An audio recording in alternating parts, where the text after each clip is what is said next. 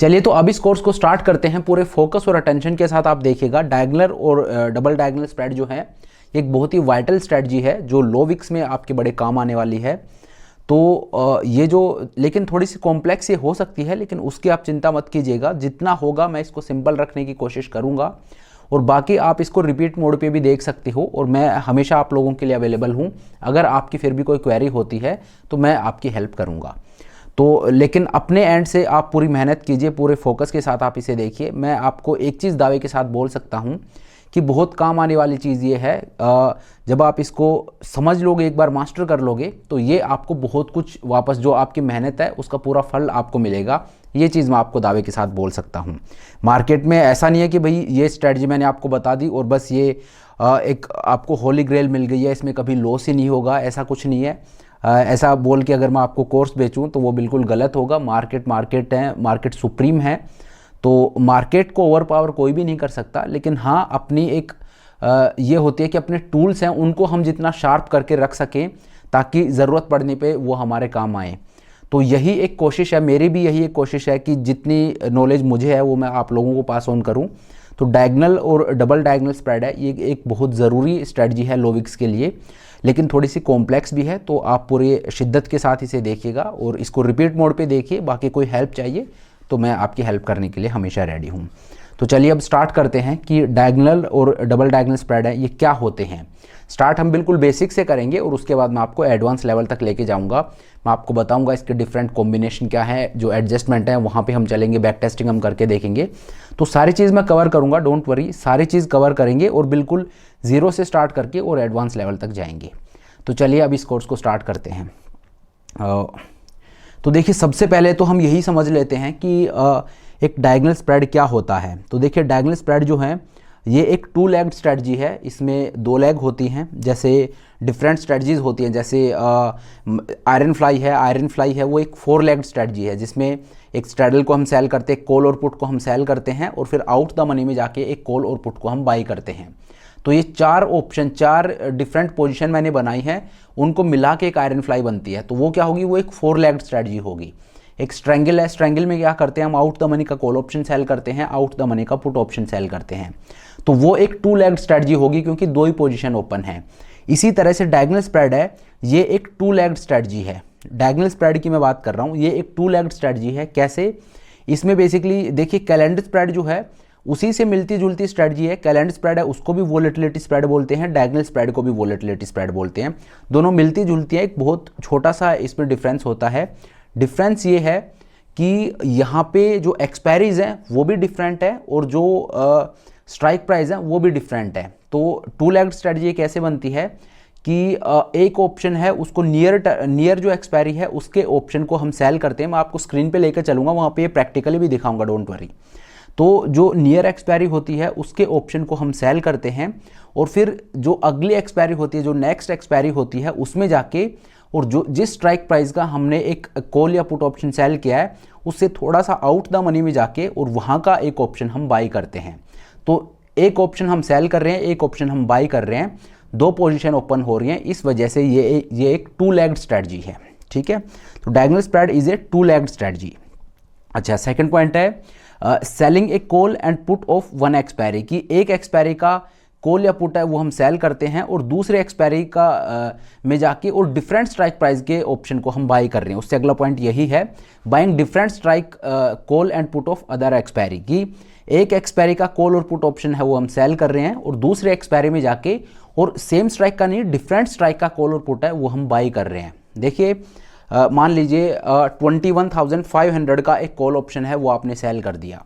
अब 21,500 का call option है उसको आप सेल कर रहे हो करंट एक्सपायरी में और नेक्स्ट एक्सपायरी में जाके और 21,500 का एक कॉल ऑप्शन अगर आप बाई कर लेते हो तो यहाँ पे देखिए एक्सपायरी तो डिफरेंट होगी लेकिन स्ट्राइक प्राइस सेम है। तो वो एक कैलेंडर स्प्रेड हो गया। यहाँ पे आपको कंफ्यूज नहीं होना है, कैलेंडर स्प्रेड और डायगोनल स्प्रेड है, दोनों डिफरेंट स्ट्रेटजीज हैं लेकिन हाँ मिलती जुलती हैं। तो वहाँ पे आपको कंफ्यूज नहीं होना है। 21,500 का जो कॉल ऑप्शन है जो मैंने सेल किया है वो करंट एक्सपायरी में सेल किया और नेक्स्ट एक्सपायरी में जाके 21,500 का कॉल ऑप्शन मैंने बाई कर लिया है। तो स्ट्राइक प्राइस है वो सेम है लेकिन एक्सपायरी डिफरेंट है। तो ये हो गया एक कैलेंडर स्प्रेड।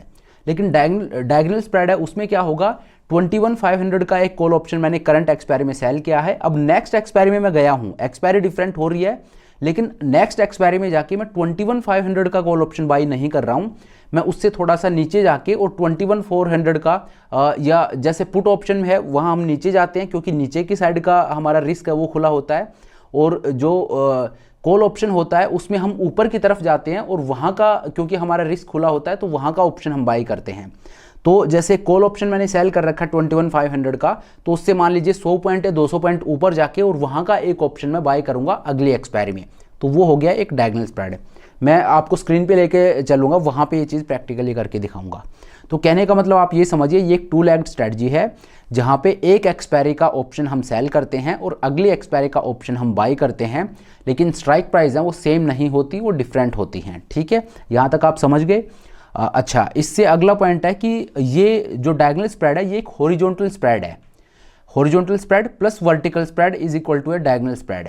देखिए होता क्या है, जैसे बुल कॉल स्प्रेड है, बुल कॉल स्प्रेड एक बहुत बेसिक स्ट्रेटजी ऑप्शन बाइंग की। उसमें क्या करते हैं, मान लीजिए मैंने 21,500 का एक कॉल ऑप्शन है वो बाई कर लिया है और उससे 100 पॉइंट ऊपर जाके 21,600 का एक कॉल ऑप्शन है वो मैंने सेल कर दिया है। मतलब 21,500 को बाई किया, 21,600 को मैंने सेल कर दिया सेम एक्सपायरी में।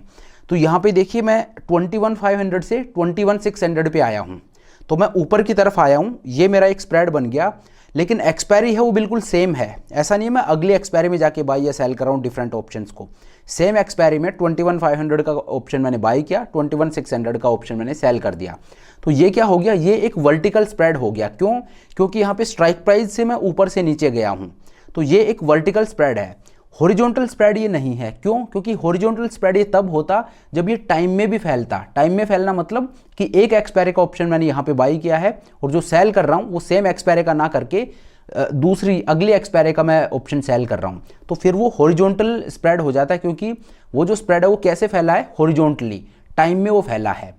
ठीक है, तो बुल कॉल स्प्रेड है वो एक वर्टिकल स्प्रेड है, क्योंकि नीचे से ऊपर तो हम जा रहे हैं, स्ट्राइक प्राइस है वो तो डिफरेंट हो रही है, जहाँ पे स्ट्राइक प्राइस डिफरेंट होगी वो एक वर्टिकल स्प्रेड हो गया। ये आप समझिए, अगर आप कंफ्यूज हो रहे हो तो इजी वर्ड्स में मैं आपको बता रहा हूँ, जहाँ पे स्ट्राइक प्राइस डिफरेंट इन्वॉल्व हो रही हैं वो सारे वर्टिकल स्प्रेड हैं। जैसे बुल कॉल स्प्रेड है वो एक वर्टिकल स्प्रेड है, बियर पुट स्प्रेड है वो एक वर्टिकल स्प्रेड है, रेशियो स्प्रेड है वो भी एक वर्टिकल स्प्रेड है। क्यों? क्योंकि डिफरेंट एक्सपायरी इन्वॉल्व हो रही है, sorry different strike price involve हो रहे हैं। तो जहाँ पे डिफरेंट स्ट्राइक प्राइस इन्वॉल्व हो गए वो स्प्रेड है, उसको वर्टिकल स्प्रेड बोलते हैं। और जहाँ पे डिफरेंट एक्सपायरीज इन्वॉल्व होगी एक स्प्रेड में, उसको बोलते हैं हॉरिजॉन्टल स्प्रेड, क्योंकि ये स्प्रेड है टाइम में फैला है, इसलिए इसको हॉरिजॉन्टल बोलते हैं। टाइम जो एक्सपायरीज होती हैं डिफरेंट वो हॉरिजॉन्टल होती हैं, और जो स्ट्राइक प्राइस होती है ऑप्शन चेन आपने देखी होगी वो वर्टिकल होती है। ये आप समझिए। तो इस वजह से जो स्प्रेड अपने जो स्ट्राइक प्राइस हैं वो जिस भी स्प्रेड की जो स्ट्राइक प्राइस हैं उनमें वो फैला होता है, डिफरेंट स्ट्राइक प्राइस होती हैं, तो वो वर्टिकल स्प्रेड होता है। और जहाँ डिफरेंट एक्सपायरीज इन्वॉल्व हो जाती हैं वो हॉरिजॉन्टल स्प्रेड हो जाता है। तो डायगोनल स्प्रेड जो है ये दोनों है, दोनों को जब हम कंबाइन करेंगे तो डायगोनल स्प्रेड बनता है। मतलब ये हॉरिजॉन्टल स्प्रेड भी है और वर्टिकल स्प्रेड भी है।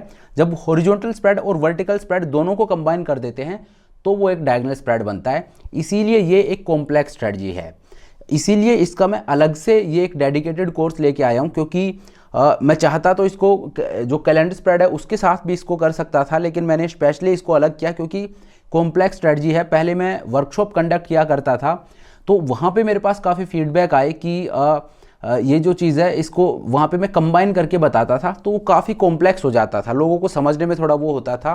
तो इस वजह से मैंने सोचा कि चलिए इसको अलग से करके और वहाँ पे बताता हूँ कि क्योंकि थोड़ी सी एडवांस स्ट्रेटजी हो जाती है, थोड़ी सी कॉम्प्लेक्स नेचर की स्ट्रेटजी है, क्योंकि और कोई भी ऐसी स्ट्रेटजी नहीं है जहाँ पे वो वर्टिकल और हॉरिजॉन्टल दोनों का कॉम्बिनेशन हो। जैसे कैलेंडर स्प्रेड है, कैलेंडर स्प्रेड सिर्फ एक हॉरिजॉन्टल स्प्रेड है, वो वर्टिकल स्प्रेड नहीं है। क्यों? क्योंकि कैलेंडर स्प्रेड में हम क्या करते हैं, करंट एक्सपायरी का मान लीजिए 21,600 का एक कॉल ऑप्शन है वो मैंने सेल कर दिया, तो अब अगली एक्सपायरी में मैं जाऊंगा तो एक्सपायरी तो डिफरेंट हो रही है, लेकिन वहाँ पे जो ऑप्शन मैं बाय करूंगा वो सेम स्ट्राइक प्राइस का होगा जिसका मैंने करंट एक्सपायरी में सेल किया है। तो वो हॉरिजॉन्टल स्प्रेड तो है लेकिन वो वर्टिकल स्प्रेड नहीं है, क्योंकि स्ट्राइक प्राइस वो सेम है। तो वो हो गया एक हॉरिजॉन्टल स्प्रेड। बाकी जितने भी स्ट्रेटजीज है वो सारी वर्टिकल स्प्रेड होते हैं, लेकिन डायगोनल स्प्रेड है वो कॉम्बिनेशन होता है हॉरिजॉन्टल स्प्रेड और वर्टिकल स्प्रेड का, क्यों? क्योंकि यहाँ पे स्ट्राइक प्राइस है वो भी डिफरेंट होती हैं, इस वजह से ये एक वर्टिकल स्प्रेड है, और यहाँ पे एक्सपायरीज है ये भी डिफरेंट होती हैं, इस वजह से ये एक हॉरिजॉन्टल स्प्रेड है। तो ये एक कॉम्बिनेशन होता है हॉरिजॉन्टल स्प्रेड और वर्टिकल स्प्रेड का, दोनों को जब हम कंबाइन कर देते हैं तो एक डायगोनल स्प्रेड बनता है। ठीक है, अब एक डायगोनल स्प्रेड को ट्रेड करने के लिए आपको कितना पैसा चाहिए? तो देखिए, एक डायगोनल स्प्रेड को ट्रेड करने के लिए आपको 30,000 रुपये का मार्जिन चाहिए होगा। जो मार्जिन रिक्वायरमेंट है डायगोनल स्प्रेड को ट्रेड करने की, वो अराउंड 30,000 के आसपास होती है। देखिए, वॉलेटिलिटी के हिसाब से थोड़ा बहुत ऊपर नीचे हो सकती है, तो उससे आपको कंफ्यूज नहीं होना है कि मैंने ये बताया था और देखिए यहाँ पे 32 लग रहे हैं, 28 लग रहे हैं। तो वो जो वॉलेटिलिटी होती है उसके अकॉर्डिंग ऊपर नीचे होती रहती है, लेकिन मोटा मोटी अगर मैं आपको बताऊं तो 30,000 रुपये के आसपास चाहिए आपको एक डायगोनल स्प्रेड को ट्रेड करने के लिए। ठीक है, तो ये डायगोनल स्प्रेड का मैंने एक ओवरव्यू आपको दिया है। अगर इसके पे ऑफ चार्ट की बात करें तो इस तरह का कुछ इसका पे ऑफ चार्ट बनता है। मैंने आपको बताया ना कि कैलेंडर स्प्रेड जो है उससे काफ़ी मिलता जुलता ये है, तो इस तरह का इसका पे ऑफ चार्ट बनता है। यहाँ पे एक ये जो टेंट बनता है, इसके अंदर अगर इस रेंज में मार्केट रहेगा तो आपको प्रॉफिट होगा, और जहाँ का जिस स्ट्राइक प्राइस का आपने ऑप्शन सेल कर रखा है, जैसे 21,600 का पुट ऑप्शन सेल किया है, 21,400 का पुट ऑप्शन है बाई किया है, तो जहाँ का ऑप्शन आपने सेल कर रखा है अगर यहाँ पे मार्केट एक्सपायर होता है तो आपका जो प्रॉफिट है वो मैक्सिमम होगा। ठीक है, दूसरी चीज़ मैं आपको ये बताना चाहता हूँ कि कैलेंडर स्प्रेड में जिस तरह से मैंने आपको बोला है, उसी तरह से जो डायगोनल स्प्रेड है वहाँ पे भी आपका जो मैक्सिमम प्रॉफिट है, मैक्सिमम लॉस है, वो चेंज होता रहेगा वॉलेटिलिटी के हिसाब से। जैसे बाकी स्ट्रेटजीज होती हैं, जैसे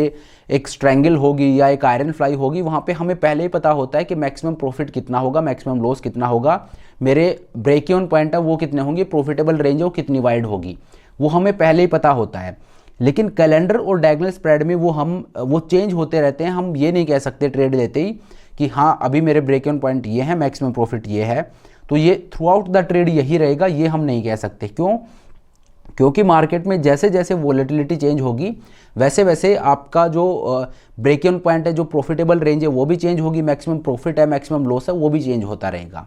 ठीक है, तो इस वजह से यहाँ पे जो अपना डायगोनल स्प्रेड होता है इसमें भी कैलेंडर स्प्रेड की तरह ये चेंज होता रहता है, डायनेमिक रहता है, ये थ्रू आउट द ट्रेड एक नहीं रहता है। ठीक है, तो ये जो है ये एक पे ऑफ चार्ट है डायगोनल स्प्रेड का। चलिए अब मैं आपको स्क्रीन के ऊपर लेकर चलता हूँ और वहाँ पे भी दिखा देता हूँ कि डायगोनल स्प्रेड जो है इसमें किस तरह से, मतलब आपको ट्रेड किस तरह से करना है, सेटअप किस तरह का होता है, ये मैं आपको दिखा देता हूँ। तो देखिए, ये ओपस्ट्रा के स्क्रीन के ऊपर मैं आपको ले आया हूँ। यहाँ पे आप देखिए मार्केट कहाँ ट्रेड कर रहा है, 21,600 पे। निफ्टी का एग्जाम्पल लेके मैं आपको दिखा रहा हूँ।